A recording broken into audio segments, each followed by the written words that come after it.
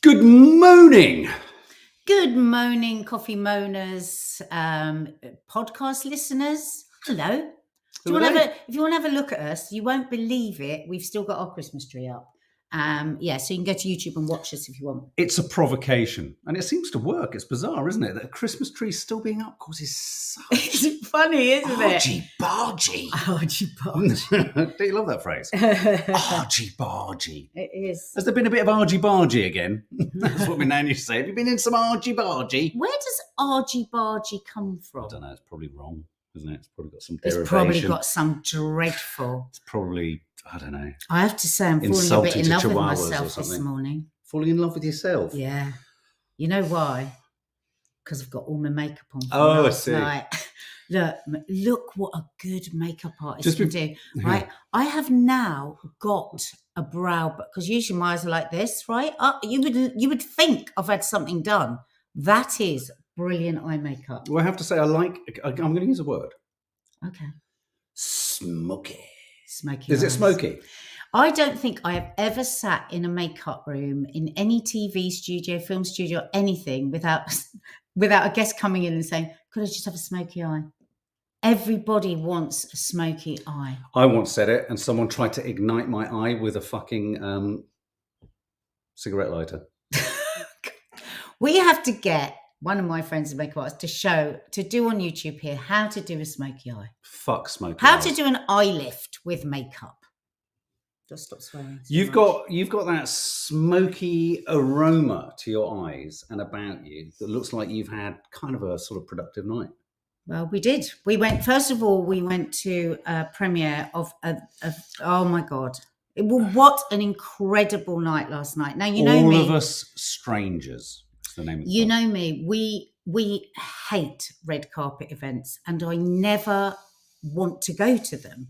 And yesterday was amazing because it was a beautiful film. It was just, the whole thing was done so lovely. We had a really nice evening. We'll be reviewing it later. But it was a very strange red carpet for me because, and this is the real honest truth, Mark will vouch for me. He's known me for 20 years. This is not me going, I hate red carpets. I hate red carpets. No, she's not one of those. Let me just, hang on. Let me vouch. Yeah.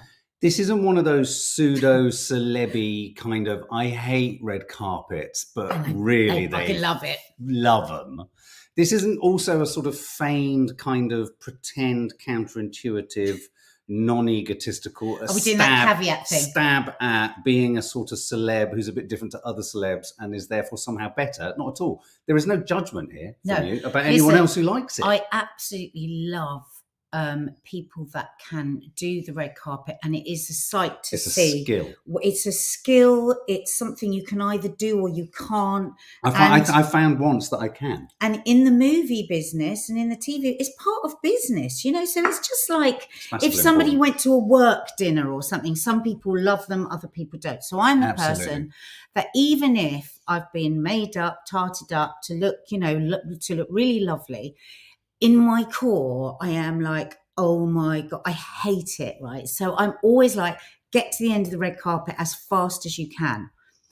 But also just quickly to jump in, because I'm loving this, to qualify that, people would sit there and go, what can the traumas be? There are all sorts of traumas that can happen. I mean, just check out the Rocketman premiere. When I fell flat on my face. Trauma on the blue carpet, the Elton John film. And Mark Strong was directly behind us, very dignified. He said nothing. He's so tall. I was on my knee. Lots of people were there. She was on her knees in front of Mark Strong. Oh, it was so embarrassing, so embarrassing. So I hadn't even had a drink. That's trauma one. Trauma two is being moved or shunted at the point that you pose for something. Trauma 3 happened to Madonna. I've shared it before when we were in a press pen and she'd said something or done something with the press and been late probably. And as she arrived, all the photographers put their cameras down. I've never seen someone more thrown. But the reason for that was she'd complained a lot about paparazzi. Right. So when she came to the red carpet, they put their cameras down. They literally, but I was there for it. Didn't take a single photo of her. It was an astonishing silence. I've never seen someone look more thrown. So it's part of the business. If you're in the business, it's photographed. But I mean, I don't go to them very rarely because I don't need to, because I don't have that sort of business. But yesterday I was really, really upset in the morning. Faith, well, the horrible reaction. The popcorn junkies, we do get invited to all sorts of previews and screenings, all sorts of things like that. But yes, it's a good question that Faith's asking. Will this stop the popcorn junkies being invited to premieres, which I think is part of your debate? It was a risk. Yeah. I mean, the thing is, so yesterday morning I woke up and I had a phone call from somebody that upset me so much about the way that they had been treated, the Palestinian situation. Can you close that? That's really nice. Yeah, the thing.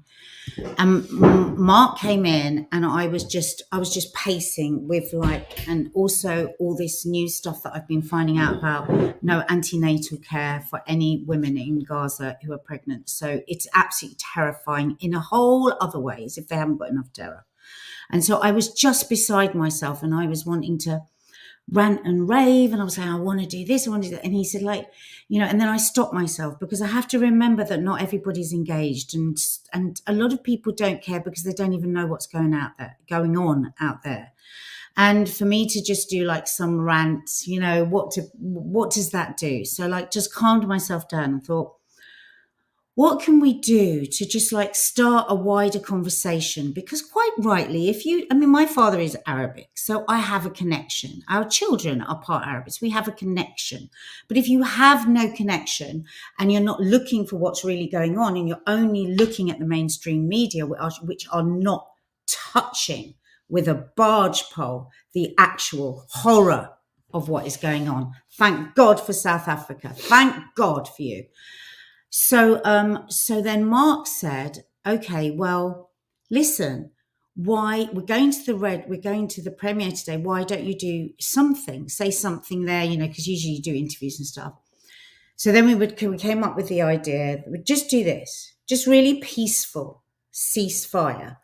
So that, you would get photographs. So it was a very strange situation for me, because I usually try and get to the end of the red carpet as quickly as I can, because I don't want to stand still and have a photo. I was shaking yesterday. I was so scared about going on the red. I can't tell you, because I just was it meant so much to me, and yet was such a tiny thing, if you know what I mean. It was just so tiny. And, we thought over and over again, what are the words? What are the this? What are the that? And, the simplest thing is, what does that say? Can we just stop? Can we just stop? So many thousands upon thousands are now dead. The children that are living in terror, the children not left with one single member of their family, the hospital situation, which I'm sure many of you know, is dire. Women not getting the antenatal, all of these things. And I just tried to put it into this. Please, I didn't say a word, just stood there. But what I was saying was, is there any way, please, I'm terribly sorry to ask this. I'm really, really sorry. But is there any way we can reach into our hearts globally and just say, could we stop?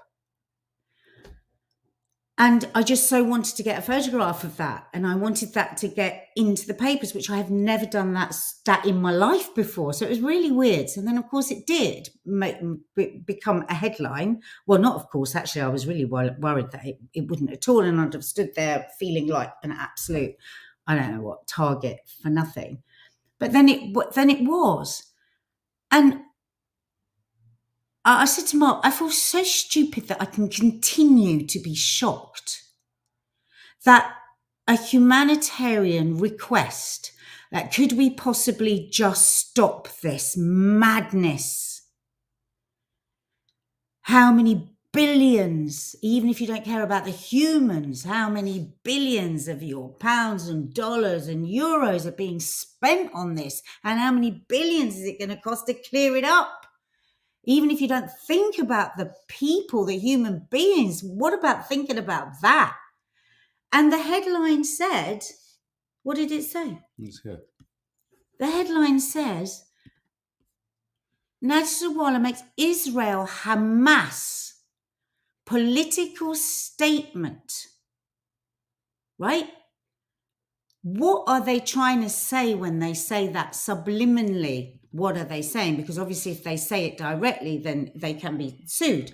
But what they are trying to say to people there is, what? Do you want me to yeah. posit? Tell what do you think that they are trying to say? Okay, well, I think what they're trying to say is you're a terrorist. There you go. Or there you go. Or you're a hate marcher. That is the manipulation of that headline. And it is disgusting. It's disgusting that they then go on to chit chat. You know, nothing. I mean, I couldn't actually read it, but it's like my daughter said, absolutely nothing said about the actual plight of the Palestinians. Nothing. So, yeah. So that is our media. And then yesterday on the news, we have managed to obtain a video of the IDF shooting at Palestinians holding the white flag. What? Are you really just telling us this now? We are in the International Court of Justice. South Africa have brought a case of genocide because there is an overwhelming amount of evidence that they could bring to the court, of videos of the most brutal, graphic kind, day after day, 108 days. 108 days of it. And now they say, we have managed to obtain a video. This thing about fake videos, though, is very important that we all know about it, but it is also being used by media outlets across the world to make us all think that anything we see that they haven't agreed with, it hasn't gone through their filter, is fake. I feel like I'm going mad. No, you are. No. I just want to clarify something, because I think it's a really important point that you make, Erin Bullimar. I think this is something that I would. What I found with this crisis is that as soon as anyone calls for a ceasefire, suggests a ceasefire, the comeback is usually, what about the hostages? What about what about how do we guarantee that Israel best is thing be for safe? the hostages is a ceasefire. The only time hostages were released was when the fighting paused. Okay, so it was a pause, wasn't it? So there's not a connection between continuing bombarding Gaza and rescuing the hostages. That's not just because it's just because. Oh, what's happening there? Hang on. It's on there. Oh. So what I would say that as a ceasefire is as important for the hostages. Imagine you have a hostage, one of your family is being held hostage in there, and yet they're being relentlessly bombed. I mean, people in Israel are asking for this to stop because they want their hostages back alive. 3 of them tried to get out, and the IDF shot them whilst they were holding white flags. Look. That's the point. I think the thing that you're talking about is really important. You know, Sean King has been removed from Instagram for showing footage. Lots of free Palestine, lots of content from embedded within Palestine that can only be got by people who, good God, how weird, have a vested interest in a free Palestine perspective. The only people who are getting footage out of there is being removed. And the point here is that you're absolutely right. It sticks in the craw and in the stomach that the only time that ITV viewers say, or BBC viewers, or whatever the viewers of mainstream media, the only moment that it's actually real is if a mainstream media journalist films it and reports it.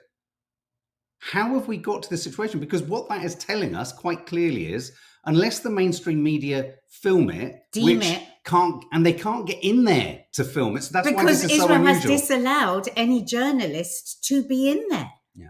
So somebody that I've been following, 24-year-old man who finally got evacuated yesterday, who was a photographer, he's one of the top 10 photographs for Time magazine. He's got like 20 million viewers now. He has been living in absolute hell, videoing and recording everything. And yet none of that has been valid to be shown on mainstream media. He's top 10 photographs in Time magazine. Natasha, none of you care about the hostages, to be fair. What did I just say? I'm just reading what did I just say, Natasha? Listen to what I just said. I said the very best thing for the hostages is that there's a ceasefire, because bless them, how terrifying. They're in a situation where the bombing is relentless. The poor families, if my family was in there, I would be calling for a ceasefire now, because they are in mortal danger. I think you know that, Natasha. And you know that. I think you know that. You've said we've had the same dialogue so many times. We know this now. Yeah, come on. We've said the same thing. Come on. I'm for human beings. That's what I'm for. You know, please, nobody make out that this is anything other than we are speaking up for a horrific situation for so many, right? Even the young IDF Israeli soldiers that are conscripted from 18, they have to go in. I think that's a horrible thing at 18. If I was the mother of an Israeli soldier, I would be heartbroken to wave my son off at 18. If I was an Israeli citizen, I would be saying to Benjamin Netanyahu, I would be saying two things. What Hamas did is awful. The killing of anyone on each side is totally reprehensible. We've said it a million times. I would be saying to Netanyahu, you are now, of all the things that are happening now, we're not talking about what happened on October the 7th. We're not talking about the continuation of what's happening to the hostages. Let's talk about what's happening now in terms of saving the hostages. The vast majority of people on the planet, bar, as the Daily Mail likes to remind us, Rishi Sunak and Biden, okay, well, they're going, aren't they, soon, because they're a pair of absolute morons, to be brutally honest. What's that saying? And at the end of the day, I think, sorry, what was I saying? The absolute solution to this is asking for Netanyahu, get Netanyahu out. Even the former Prime Minister of Israel is saying, get Netanyahu out. Very interesting article from the former Prime Minister. Do you have it here, Mark? Yeah. Barak. Well, no, what's his name? Barak. No, I think I have it here. I do have it somewhere. But anyway, you know, this is not, you know, he's gone, as Sandy says, he's gone power crazy. The one thing that's happening now is you are completely radicalizing an orphan population, essentially. And that orphan population is going to feel, you know, how can this simple psychological connection not happen? My feeling on what the profound overall solution was, and I was talking to Nadia about this over there earlier today. Who knows he won't be alive? He'll be gone by then once those children have grown up. How do the Israelis deal with the historical fact that Netanyahu supported Hamas in the past? How do we square that one? Look it up, read about it, talk. So here's the thing. The only thing that would solve this, and in a sense, my advice, if I was coming in as a diplomat for both sides, I would say to Israel this: go for the ceasefire, negotiate a freedom for the hostages. Natasha, you're talking about the long-term problem. The only way Israel, I think, beyond the very rarefied people at the tops of various Western governments that are supporting them. Because again, this exceptionalism and imperialism and colonialism and Western dominance, it's only a few countries that are not voting for a ceasefire at the United Nations. We're totally ignoring the vast majority of every other country. This is imperialism writ large. So my advice would be, do it. Do the ceasefire. Call a ceasefire. And I would argue that you then put in place something as long as a 50-year period of time where Gaza and Palestine is given total sovereignty, and an international peacekeeping force doesn't control the border but manages the border. And then, yes, of course, there are checks that go on that are monitored by an international peacekeeping force, which is constructed of two sides: Arab nations and Western nations, so that Israel and the Palestinians can feel that there is representation on both sides, and they are mixed and they work together. Not the IDF and not Hamas. And so, and so they monitor that for 50 years. And then what I would say actually to Israel at that point, and Palestine and Hamas or whoever, is let's move through time. And across time, there is a lessening of that once we see sovereignty being sort of flourishing within Palestine, because then the radicalization stands a chance of being diminished, removed, lessened, though it's nigh on impossible. Netanyahu is talking about what he's doing will guarantee safety for Israel for the next 50 years. Let me tell you something completely straight.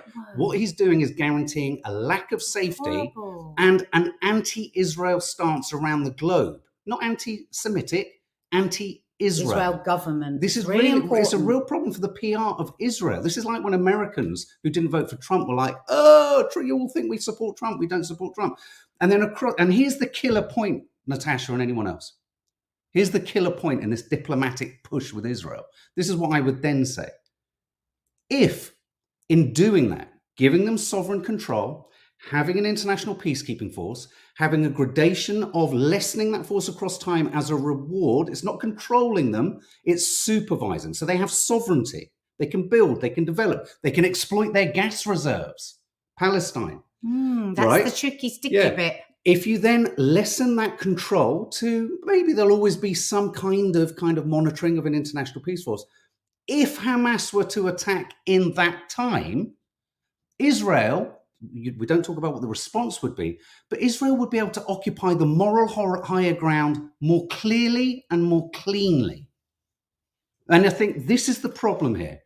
I stop having arguments with people who say this crisis started on October the 7th. Of course it didn't. 75 years ago. You can't talk to people who say that. You just can't. Can I just quote Mr. Barak? He was on LBC last night. He was the Prime Minister of Israel 1999 to 2001. And he said a serious discussion needs to happen about the two-state solution after the war. No one dares mention these words in Israel right now because the collective is still under the thumb of the 7th of October. This was on the Andrew Marr show last night.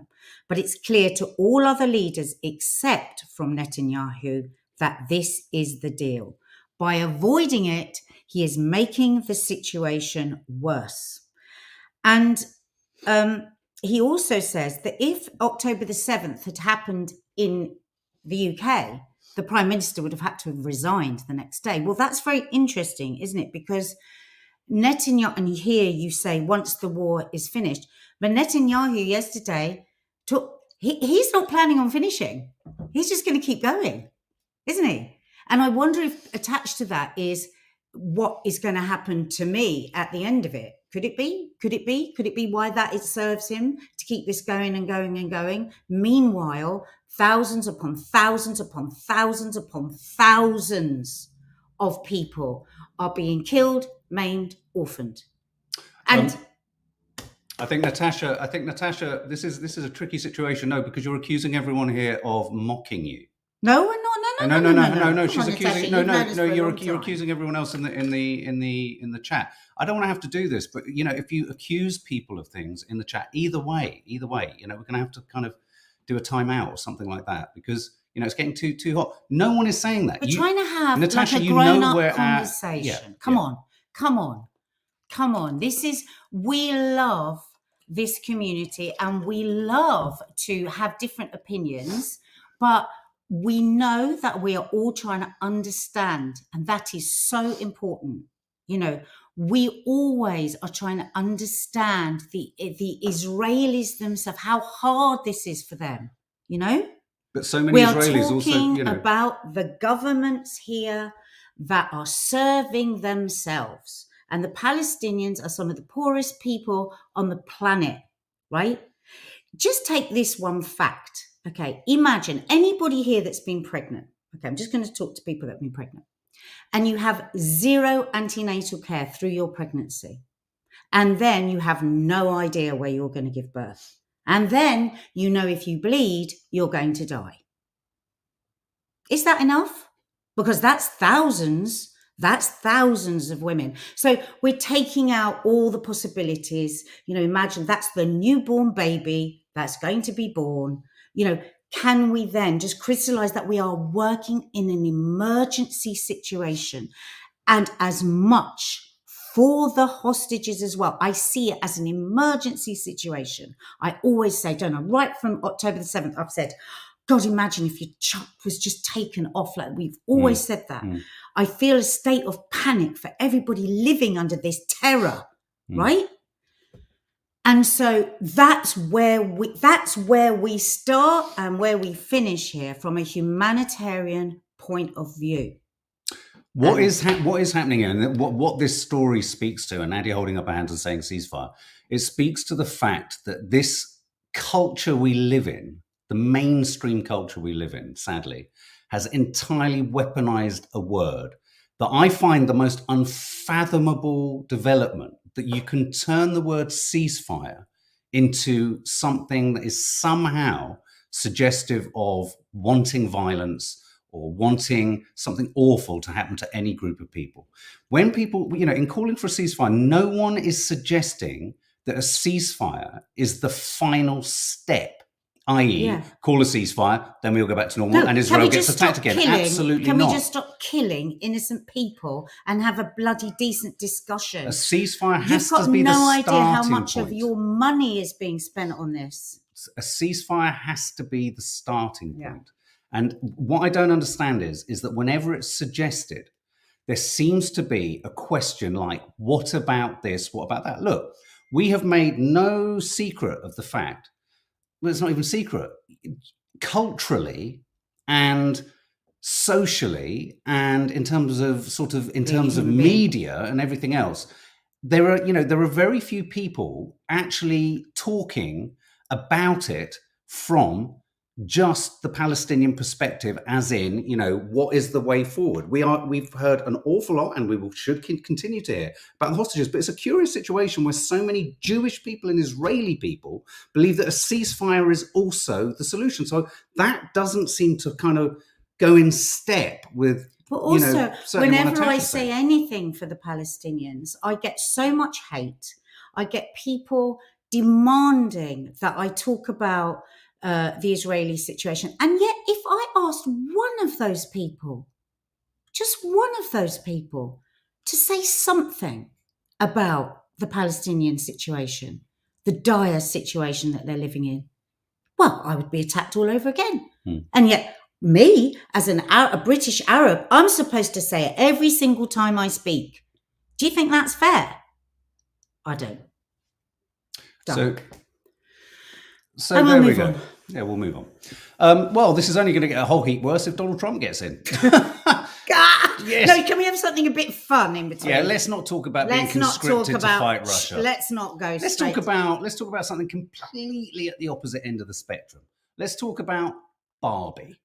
Okay, right. So the Oscar nominations were announced yesterday. America Ferrera, she was nominated for Best Supporting Actress. Ryan Gosling, Best Supporting Actor. But two of the notable exceptions were Greta Gerwig wasn't nominated for Best Director, and Margot Robbie wasn't nominated for Barbie. What do we think? Have they been snubbed? Is this symptomatic of us not having moved on in our feminist politics? What do you think, guys? It's a complete handbrake turn. It's a complete handbrake turn. So what do we think? Do we think that they've been done a disservice? Have they been done a disservice? Okay, I'm going to no, we can't be sending hate, so we're going to have to put someone in timeout.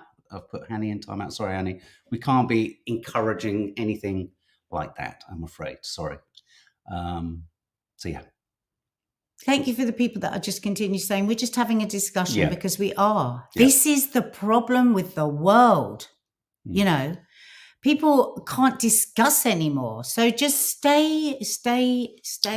The one thing I know, we all know Natasha isn't, and I've just seen that comment come up too, which I've put you in timeout, I'm afraid, Hanny, sorry. We know Natasha is not a genocide lover. That is not fair, accurate, or kind. So there we go. Yeah, in discussion, look, I mean, absolutely, Natasha, you're saying you're probably feeling a pressure in here because as do we, that we sit on slightly different sides of the historic political fence when it comes to where the emphasis should lie and does lie.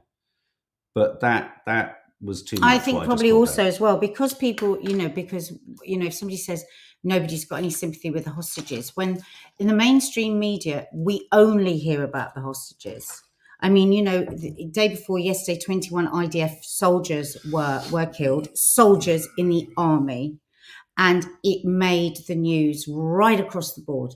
But I haven't seen anything on the mainstream media about innocents, like non-military being killed. So I think just generally people think that a lot is said on the mainstream media for that, for the Israeli army, for the hostages, and people want another space where the other side is discussed. So I think that's why people feel quite, feel quite woohoo. And I would also say your point, you don't want no one wants the hostages forgotten, and no one has forgotten the hostages. It's such a shame the Israeli army shot 3 of them. Well, and also it seems that the person never forget that one. But does seem that the person who's forgotten about the hostages almost the most is Netanyahu. Netanyahu, he doesn't. I tell you what, he does not care one bit.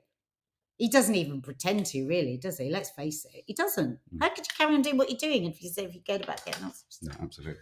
Anyway, so I can see that the Margot Robbie is captivating no one. So let's push on from that. It was a very heated exchange. We were going to talk about the fact that the British public could be called up. I do think the whole issue of being called up for war, which I will touch upon briefly, because I think it's quite a strong. Do you remember when we went to war with Argentina? The Falklands. The Falklands, yeah. And my boyfriend at the time, I was in the kitchen and I heard this scream, because he always used to go out and get the newspaper and sit on the toilet, classic man. And it was all about that people were going to be called up. And it was so real. And I remember it being so scary. All of this chat at the moment in the press about prepare for war, all of this, I've said it before, is about preparing for a Trump presidency. And it's not that Trump's going to attack us, but Trump has zero interest in propping up Europe or propping up us. And he also has zero interest, really, let's be brutal, about NATO. It was actually him kind of threatening to leave and all that kind of stuff that meant that countries like Germany and other countries in Europe had to up the ante. And I think, yes, we live in a more fragile world. Yes, the doomsday clock has sort of stayed at the same 90 seconds to midnight. I was quite surprised by that. I thought it was going to get. Quite pleased about that. Yeah, I thought we were going to be closer to midnight, doomsday midnight. Can I just say something though? Do you think the fact that we have so many old men in power, like Netanyahu, like Biden, like Trump, they just don't care about the future because they're not going to be here. What they care about is their legacy. So they want to do something massive so that their name is known, and they don't care. Whereas if you had people that were younger, you had young children and grandchildren to come, I think we've got to shift this old guys business, because it's not like they're smarter, kinder, better informed. I mean, Trump is a complete nincompoop. Well, okay. Well, he begs to differ, which I think is a great moment to play this in. I don't know if you saw, but a few months ago, I took a cognitive test. My doctor gave me. I said, give me a cognitive test just so we can, because you know what the standards were. And I aced it. I also took one when I was in... But I also took one when I was in the White House. No, I'll let you know when I go bad. I really think I'll be able to tell you, because someday we go bad, like Haley. She talks about, we don't need 80-year-old. Well, I don't mind being 80, but I'm 77. That's a big difference. Big difference. So this is, of course, Nikki Haley. He's won the New Hampshire primary, which is big. Much bigger news than even him winning. I don't understand. Well, because as we were talking, I think Reese, you were mentioning, in New Hampshire, it's independent Republican. Iowa was very right leaning. It was very sort of Republican strongholdy kind of Republicans, whereas New Hampshire you were going to get more of the kind of floating voter types and all that kind of stuff. And he beat Nikki Haley. Is it Nikki Haley? Yeah, he beat her by I think 12% or something, which is big, because I think even if he was behind her or she'd beaten him, he'd have still been in a chance to absolutely trounce it. So it really speaks to the fact that he's really in a controlling position. And the reason that connects up with things like, suddenly everyone in the UK is going to have to sign up to the army for conscription. Not have to. No. But this is a story that's running around at the moment, saying the British public will be called up to fight in the event of a war with Russia because our military is too small. the head of the army. Can you imagine a load of people like unfit, like teenagers? And like, well, what's that going to do for us? Well, we're going to have to stop vaping for sure, you know, and, you know, I mean, yeah, you're going to have to stop vaping and smoking spliff in order. But no, but the more serious thing about this is I think they'll have a real problem here because the younger generations, you know, global issues like things like the Israel-Gaza, you know, like it or not, younger people see the unfairness in and the inequality and the discrepancy in the application of international law. This is why young people are upset and furious and are behind the Palestinian cause, because what they see on the global stage is exceptionalism and one set of rules for one and not for the other. And actually what we're seeing is very sad for our younger generations, because what they're seeing, they're having the wool pulled from before their eyes as to, oh, there isn't a moral certainty in the world. With us. Not. We've sold this narrative that we hold the kind of beacon moral high ground. And what they're beginning to realize is not only we so profoundly don't. And I think the governments in America and here at the moment really need to think about this, because also engagement with political answers is zero. It's zero amongst youngsters. And so finally, on the conscription, this isn't going to be about conscientious objectors. I think we've got a whole generation coming through thinking the concept of nationalism is defunct and this is why you know, newspapers like the Mail and others are desperately trying all the time to make woke, being awake, as a dirty word, because they don't want people to be awake. They don't want people. They want everybody thinking that we are sat here with all our privilege. We are the very best of everything. And that what we say and the way we live is the right way. And all that side of the world is the wrong way. And of course, young people have become very awake to the, you know, the globalization works in many different ways. So it's a scary time for the old has-beens. Yeah, absolutely. So there we go. The old codgers. That was a heated debate. And, you know, I think poor old Margot Robbie and... poor old Greta Gerwig, you know. No one was the slight bit. No one getting nominated there. Yeah, no, exactly. Guys. But we did watch a fabulous film yesterday, despite the red carpet situation. And we're going to be reviewing it. And so that we will be putting that up on the channel later. And also our podcast, Agony Aunt and Uncle, is going out today too. So my God, you've got loads of content today. And if you're new to the channel, please subscribe, hit the notification bell. We are here every morning for Coffee Moaning, and then we have a whole lot of other stuff going on. So don't miss out. Oh, is Marianne Williamson. Saw Marianne Williamson yesterday. She was great on the stand. Would love to see her up against, the other candidate. Sorry.